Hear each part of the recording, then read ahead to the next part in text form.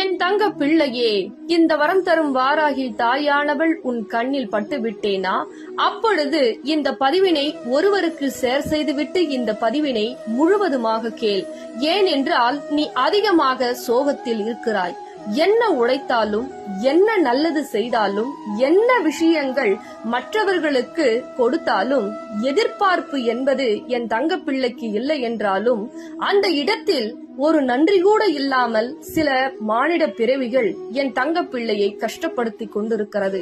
இதை நினைத்து என் தங்க பிள்ளை தினமும் சோகத்தாலும் உண்ணாமலும் உறங்காமலும் சில நேரங்களில் வாழ்க்கையே வேண்டாம் என்று விரக்தி அடைந்து விடுகிறது. தங்க பிள்ளையே, விரக்தி அடையாதே. ஒவ்வொரு தருணமும் நான் அனைத்தையும் பார்த்து கொண்டுதான் இருக்கிறேன். உன்னை சுற்றி என்னவெல்லாம் நடக்கிறது என்று நான் கூடிய விரைவில் அனைத்தையும் புரிய வைத்து யாரெல்லாம் உன்னை ஏமாற்றினார்களோ அவர்கள் கண் முன்னே நான் வாழ வைக்கப் போகிறேன். அதனால் தைரியமாக இரு.